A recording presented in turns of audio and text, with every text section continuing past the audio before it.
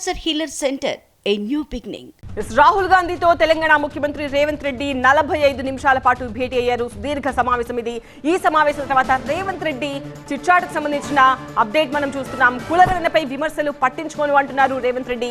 PCC కార్యవర్గం cabinet విస్తరణపై ప్రచారం ఊహాగానలే అంటున్నారు ఆయన. రాహుల్ వద్ద కులగణన ఎస్సీ వర్గీకరణ మాత్రమే చర్చకొచ్చింది అంటున్నారు రేవంత్ రెడ్డి. మోదీ విషయంలో తప్పుడు కామెంట్ చేయలేదు. ఆయన హోదాను తగ్గించి లేదా అగౌరవపరిచి మాట్లాడలేదు. ఆయన లీగల్లీ కన్వర్టెడ్ బీసీ అని మాత్రమే అన్నాను అంటూ మరోసారి క్లారిటీ ఇచ్చారు తెలంగాణ ముఖ్యమంత్రి రేవంత్ రెడ్డి. కిషన్ రెడ్డి కూడా అదే మాట చెప్పారు. మోదీ ఎప్పుడు బీసీగా మారారు అన్న తేదీ విషయంలోనే తేడా ఉంది అంటున్నారు రేవంత్ రెడ్డి.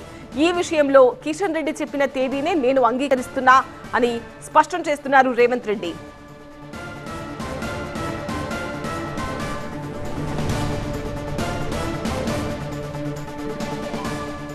ఢిల్లీ పర్యటనలో ఉన్న సీఎం రేవంత్ రెడ్డి రాహుల్ గాంధీతో సమావేశమయ్యారు. దాదాపు 45 నిమిషాల పాటు ఇద్దరి మధ్య ఈ భేటీ జరిగింది. రాహుల్ అపాయింట్మెంట్ ఇవ్వడం లేదంటూ జరుగుతున్న ప్రచారాన్ని రేవంత్ రెడ్డి తీవ్రంగా ఖండించారు. రాహుల్ ఆఫీస్ నుంచి పిలుపు రావడంతో ఢిల్లీ వచ్చిన రేవంత్ చాలా కాలం తర్వాత రాహుల్ గాంధీతో సమావేశమై కుల గణనతో పాటు పలు కీలక అంశాలపై చర్చించారు. తెలంగాణ రాష్ట్ర ప్రభుత్వం ప్రతిష్టాత్మకంగా కులగణన సర్వే పూర్తి చేసిన నేపథ్యంలో సూర్యాపేటలో కాంగ్రెస్ ప్రభుత్వం నిర్వహించనున్న బీసీ సభకు రాహుల్ గాంధీని సీఎం రేవంత్ ఆహ్వానించారు. గజ్వేల్లో జరిగే ఎస్సీ వర్గీకరణ సభకు కూడా హాజరు కావాలని రాహుల్ గాంధీని సీఎం రేవంత్ రెడ్డి కోరారు. ప్రభుత్వం కులగణన పూర్తి చేయడం పట్ల రాహుల్ గాంధీ సంతృప్తి వ్యక్తం చేశారు. దేశవ్యాప్తంగా కులగణన నిర్వహించాలనేది తమ లక్ష్యమని, బీసీ కులగణనపై దేశవ్యాప్తంగా ప్రచారం చేయాలని రాహుల్ గాంధీ నిర్ణయం తీసుకున్నారు.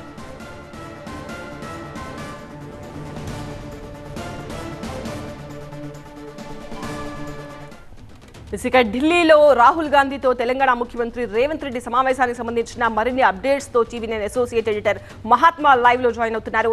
మహాత్మా, రేవంత్ రెడ్డి ఈ రాహుల్ గాంధీతో భేటీ తర్వాత ఒక చిట్చాట్లో మాట్లాడుతూ కేవలం కులగణన ఎస్సీ వర్గీకరణ అంశంపై మాత్రమే చర్చించాము, ఇక ఇతర అంశాలు ఏవి చర్చించలేదని క్లారిటీ ఇచ్చారు ఆయన.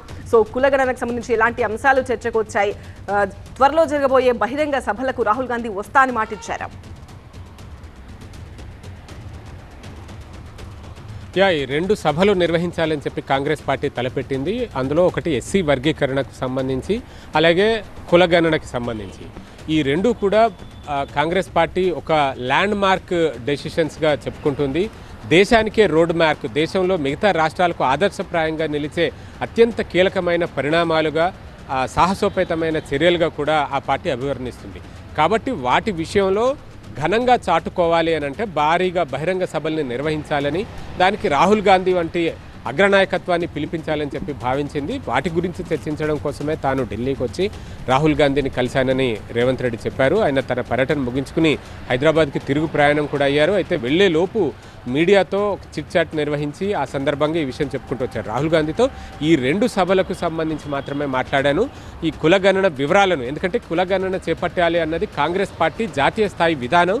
ఆ విధానంలో భాగంగా తాము అధికారంలో ఉన్న రాష్ట్రాల్లో ఈ తెలంగాణలో కులగణన చేపట్టడమే కాదు, గణాంకాలని విడుదల చేయడము, దాన్ని ఒక చట్టబద్ధత తీసుకొచ్చే దిశగా తాము రానున్న బడ్జెట్ సమావేశాల్లోనే దాని మీద ఒక తీర్మానం చేసి కేంద్ర ప్రభుత్వానికి పంపి 9th షెడ్యూల్లో దాన్ని చేర్చాలి అన్న ఒక ప్రయత్నం చేయబోతున్నామంటూ కూడా ఆయన వివరించారు.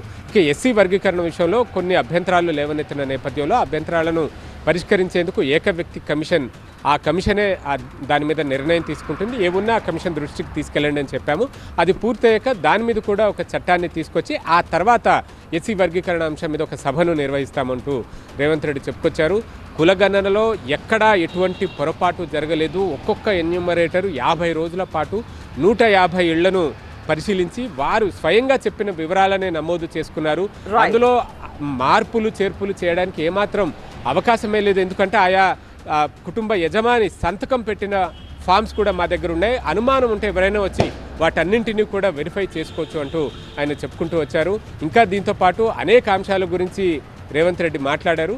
ఆ తర్వాత ఆయన హైదరాబాద్ తిరిగి బయలుదేరి వెళ్ళిపోయారు. Right Mahatma. Cancer Healer Center, a new beginning.